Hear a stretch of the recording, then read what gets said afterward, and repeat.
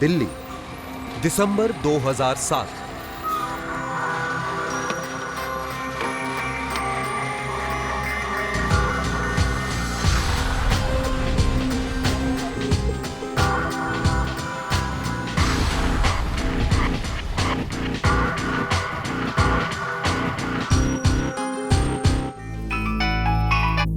Hello. Hello Veeru, मैं बस ये ढाबे के सामने खड़ी हूँ। ठीक है, मैं दो मिनट में पहुंच रहा हूँ।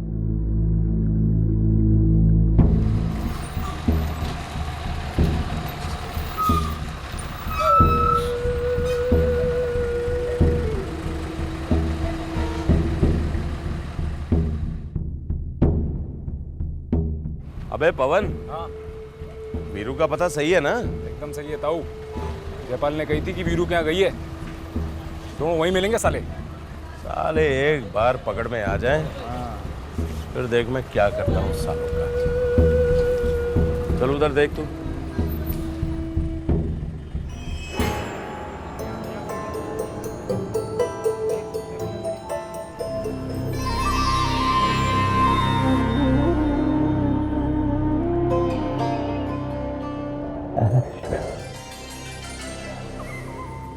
यहाँ से तुम्हारा घर कितना दूर है वीरू? ज़्यादा दूर, लेकिन हमें उस घर नहीं जाना। और दिल्ली में तो रह ही भी नहीं सकते हैं। तो फिर हम कहाँ जाएंगे? चंडीगढ़, मेरे दोस्त के घर। मैंने सारे इंतजाम कर लिए। यदि ये कभी भी आते हैं, कुछ भी करते हैं, तो इन्हें हमारी लाशों से बचना पड़ेगा। मरे हमारे दुश्मन, अब तो हम बस एक नई जिंदगी बसाएंगे। चंडीगढ़ जाकर मुझे फिर से काम धाम तलाशना पड़ेगा। तुम्हें थोड़ा इससे तकलीफ होगी। इतना कुछ हो जाने के बाद अब तकलीफ से कौन डरता है? बस मैं तुम्हारे पास आ गई हूँ ना, अब हम दोनों जरूर कुछ करेंगे। शिखा और वीरेंद्र चंडीगढ़ पहुंच गए। गांव वाले पहुंचे वीरेंद्र के घर। शिखा और वीरेंद्र को वो लोग कभी नहीं ढूंढ पाए, क्योंकि कोई नहीं जानता था कि शिखा और वीरेंद्र चंडीगढ़ में थे। चंडीगढ़ 2008। शिखा और वीरेंद्र ने फिर से एक बार शादी कर ली और वो दोनों चंडीगढ़ आकर बस गए। आखिरकार उनकी प्रेम कहानी कामयाब हुई।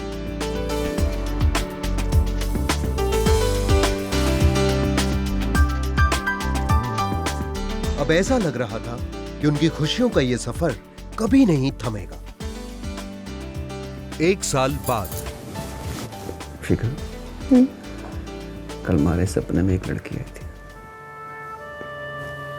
अच्छा? वो तुमसे भी बहुत खूबसूरत थी।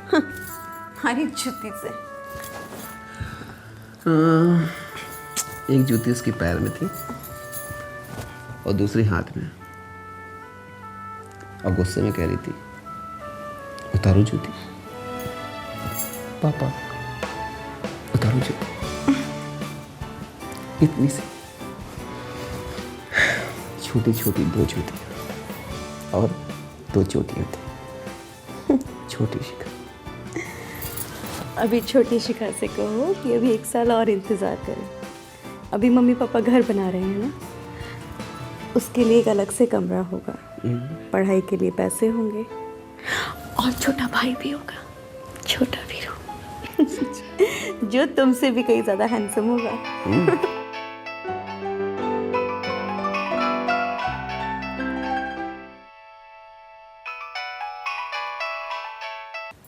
हेलो, कौन बोल रहे हैं? शिखा, शिखा, अरे तू तो हमने भूल गई। ठीक है, हम तुझे कैसे बुला सकते हैं? कौन बोल रहे हैं? किसका फोन है? फोन देना। पवन भैया की आवाज लग रही थी। हेलो, हेलो, कौन? पवन? अरे भाई, कम से कम इस बार पता तो चल रहा तुम कहाँ हो। तुम मेरा कुछ भी नहीं बिगाड़ सकते हो। अरे बिगाड़ने की कौन बात कर रहा है भाई? मैं तो दोबारा से जोड़ने की बात कर रहा हूँ। देख भाई, जो हुआ भला बुरा सबने भूल जाओ और कि घर वापस आ जाओ। हम गांव कभी भी आने वाले नहीं हैं। अरे गांव वाले की कौन कह रहा है भाई? मैं तो कह रहा हूँ गांव वाले भी तुम लोगों को बुला चुके हैं, समझे? लेकिन एक भाई अपनी बहन ने कैसे बुलाओगा? देखो अब मैं भी नरेला रहने लगा हूँ और दिवाली आ रही है, दिवाली पे दोनों के दोनों आ जाओ। मुझे भी अपनी गलती का पश्चाताप करने का मौका दे दो। जी मैं सोचकर बताऊंगा। भाई वीरू, इसमें सोचने समझने की क्या बात से यार? कमाल है, अपनी नीयत तो कम से कम शिखा की तो सोच ले। देख भाई, माई का होता है भाई, दोनों आ जाओ यार। ठीक है। पवन घर बुला रहा है।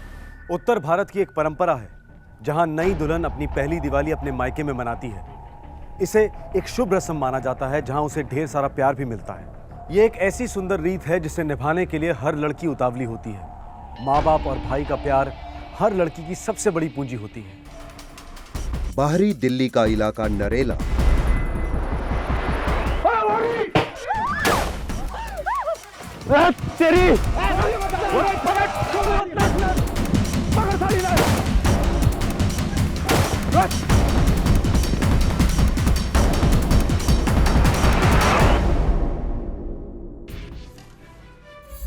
एक साल पहले पवन ने फोन पे जो भी कहा वीरेंद्र ने बड़े भोलेपन से उस पर यकीन कर लिया। शिखा, ऐसा मुंह लेकर अपने मायके जाओगे? ये वही मायका है जहाँ मेरी दोबारा जबरदस्ती शादी कराई गई थी। वही लोग हैं जिन्होंने तुम्हें जबरदस्ती जेल भेजा था। कोई बात नहीं, मैं दामाद बन के जाके फैल जाऊंगा, दोबारा वसूली कर लूंगा। तुम्हारी इन बातों पे मुझे हंसी नहीं आ रही है वीरू, तुम समझते क्यों नहीं?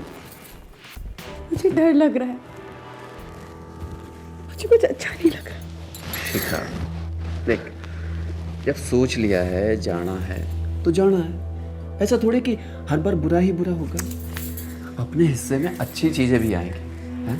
लोग अच्छे भी होते हैं और भरोसा और प्यार एक बार करना चाहिए। तो फिर क्या हमारे बीच का भरोसा और प्यार काफी नहीं है वीरू? काफी है, केवल हम दोनों के लिए।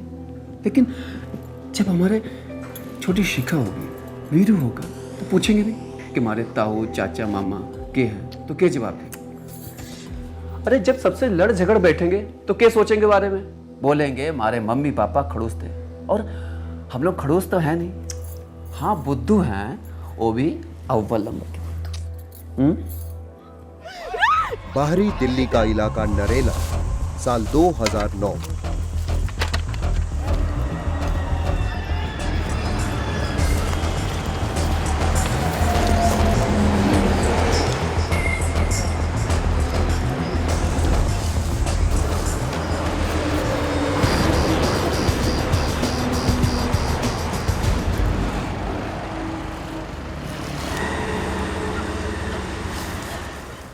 शिखा और वीरेंद्र ने शिखा के घर वालों पर भरोसा किया था।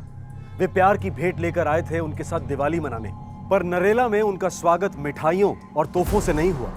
किसी ने खुशी के आंसू नहीं बहाए, किसी ने उन्हें गले नहीं लगाया, बल्कि उनके साथ बहुत बड़ा विश्वासघात हुआ। अरे तुम दोनों का दिमाग खराब हो गया था के जो उनकी बातों में आ गए? हाँ, फैमिली है सर, उन्होंने खुद होकर बुलाया था, हमने भरोसा कर लिया।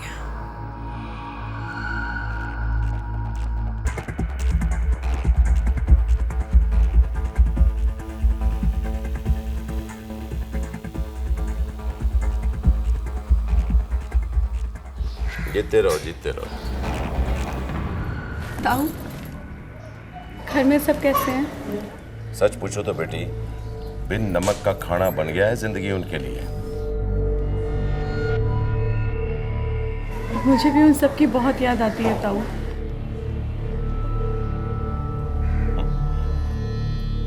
जो हुआ अच्छा नहीं हुआ, कर छोड़ो।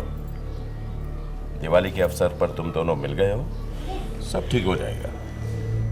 तुम तो हवाई हो लिए हैं? कहाँ निकल गए थे?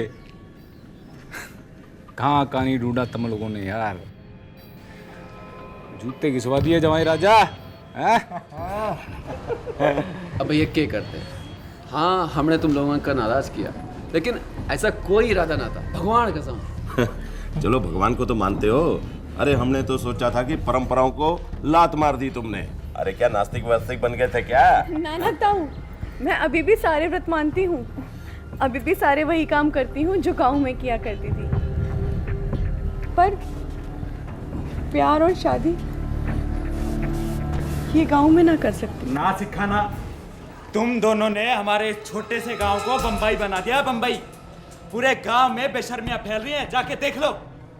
सुनो, उसकी बात को बुरा मत समझो। जो तुम्हें अच्छा लगा तुम लोगों ने किया, लेकिन भुगतना सारे गांव को पड़ा। लड़कियों को इस गांव में रिश्ते नहीं मिल रहे हैं। लोग गंदी गंदी बातें कर रहे हैं लड़कियों के बारे में। आई बात समझ में? यहां तक कि दूसरे खापों में हमारा हुक्का पानी तक बंद हो गया है। घर छोड़ो, अब तुम दोनों आ गए हो, सब ठीक हो जाएगा। तो ठीक हो जाएगा मतलब ताऊ जी? मतलब लियो कि अब ऐसी गलती करने की कोई कोशिश भी नहीं करेगा। तुम्हारे कटे हुए सर देख के प्यार करने वालों का पेशाब निकलता होगा।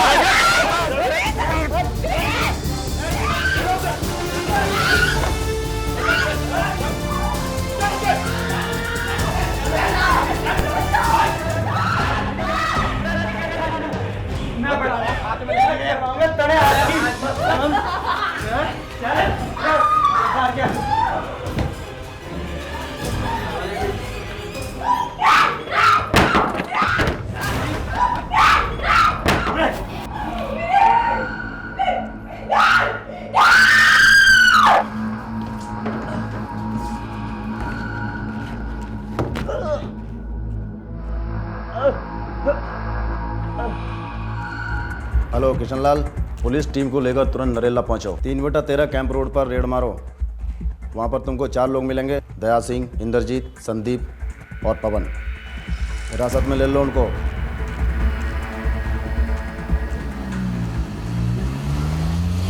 अरे ताऊ, मैंने कहता था, अरे उसी दिन गोली मार देनी थी लड़की को भागने का बहुत एक्सपीरियंस है। अबे मैंने कहा था लोंडी को उसी दिन खत्म कर दो, लेकिन दादों को फर्क चढ़ी हुई थी। अब भुगतो सारा। अरे मैं नहीं, ये बाढ़ हो गया था, इसकी मती मारी गई थी, यही लगा था। मैंने अकेले ने था, तुम नहीं थे। कमरे में ना रोशनी आती थी ना हवा, बस बारी बारी वो लोग आते थे।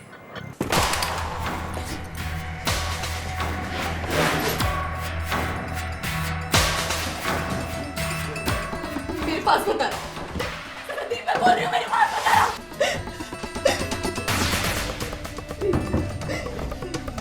मेरे पास बताओ। तेरी इसी अदा पे तो फिदा हूं मैं। जान से मार दूंगी संदीप। तो रोका किसने है? पर पहले जरा कपड़े तो खोल, देखो तो सही है बीलू और जयपाल क्यों फड़फड़ाए फिरते हैं तेरे पीछे। अब मैं तेरी बहन नहीं रखती, बोल क्या अपने कौन से बोल को। तो शादी थोड़ी करनी है मुझे तुझसे। अरे ताऊ, अपने संदीप तो औरत संभली नहीं जाती। देखो कैसे चिल्ला रही है। अरे मुंह में चुनरी मुनरी ठूस दे ओए, और जल्दी कर। शिखा का बार बार करने वाले उसके अपने रिश्तेदार थे, वही लोग जो बार बार परंपरा और संस्कृति की दुहाई दे रहे थे। ये था उनका तरीका जात और गोत्र की सुरक्षा करने का। सारी बुरी यादें भुलाकर शिखा और वीरेंद्र ने एक नई जिंदगी शुरू की चंडीगढ़ में। 3 साल उन्होंने बड़ी मेहनत करके अपने आने वाले बच्चे के लिए एक भविष्य बनाने की कोशिश की थी, पर 3 सालों से ये हैवान उनकी ताक में थे। धोखेबाजी से उन्होंने वीरेंद्र और शिखा को फांस लिया था। बाद भी शिखा टूट नहीं रही थी। वो बस एक ही उम्मीद लगाए बैठी थी कि उसका पति वीरेंद्र सही सलामत रहे। वीरू कहाँ है? मेरा पति कहाँ है सर? आप कुछ कहते क्यों नहीं?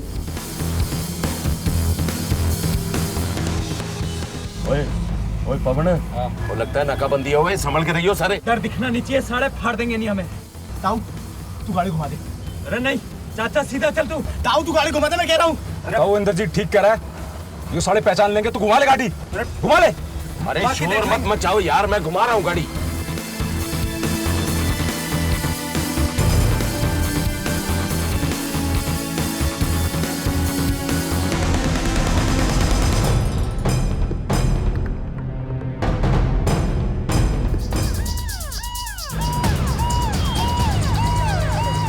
पीछे देखते रहियो।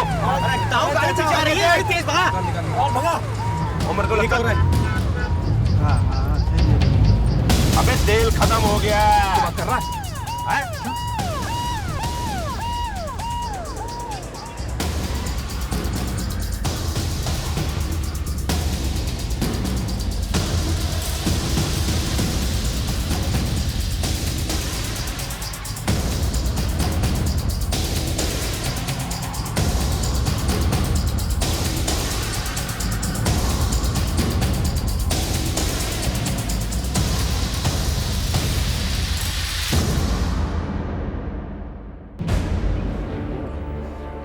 वीरू का कुछ पता चला? पूछताछ चल रही है, कब तक पता चलेगा? बहुत जल्द पता चल जाएगा। तुम धीरज रखो थोड़ा। धीरज कैसे? शिखा के रिश्तेदार वीरेंद्र के बारे में ठीक से कुछ बता नहीं रहे थे। फिर पुलिस ने अपनी पूछताछ का तरीका बदला और सच अपने आप बाहर आ गया। उन दोनों ने सारे गांव की नाक कटवा दी। उनकी शादी हमारी बरादरी के लिए कलंक था और हमने जो कुछ भी किया ना, आने वाली पीढ़ी के लिए किया। बहुत मेहनत की हमने। खत्म कर अब दोनों को साला। चाचा छोरी अभी नहीं, छोरी पीछे। समझ गया? समझा करा चाचा। मरेंगे तो दोनों, पर पहले ये पूरे इलाके में, पूरी बिरादरी में संदेशा जाना चाहिए कि परंपरा तोड़ने का सिर्फ यही सजा हो गया। एक काम करते हैं, लाश को गांव की नहर में फेंक देते हैं। समझ जाएंगे गांव वाले, लेकिन कोई मुंह नहीं खोलेगा हमारे खिलाफ। सांप भी मरेगा और लाठी जियो की। देव जी, वीरेंद्र की लाश को गांव के पास की ही एक कनाल के पास फेंक दिया गया था। ये वही गांव था जहां शिखा और वीरेंद्र जन्मे थे, बड़े हुए थे और एक दूसरे से प्यार कर बैठे थे। अपने षड्यंत्र के तहत शिखा के घर वालों और रिश्तेदारों ने सोचा कि उसका लगातार शारीरिक शोषण करके वो उसे भी खत्म कर देंगे और वीरेंद्र की मौत का सच कभी दुनिया के सामने नहीं आ पाएगा। पर शिखा जिंदा रही ताकि सच दुनिया के सामने आ सके, अपने और वीरेंद्र के प्यार का सच। वीरू, शिखा।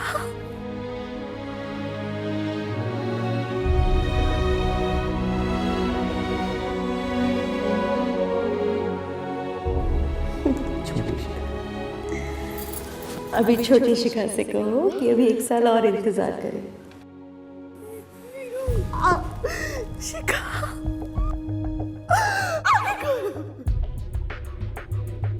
प्यार करने वालों की इस तरह की हत्याओं को ऑनर किलिंग का नाम दिया गया है। ऐसा अनुमान लगाया जाता है कि दुनिया भर में हर साल 5 से 7 हजार जोड़े ऑनर किलिंग के नाम पर मौत के घाट उतारे जाते हैं। इस तरह के जुर्म के खिलाफ युद्ध में समाज की सोच बदलना आधी लड़ाई जीतने के बराबर है और ये काम हम सिर्फ मीडिया और नेताओं पर नहीं छोड़ सकते। आखिरकार शिखा और वीरेंद्र दोनों हमारे भी कुछ लगते थे।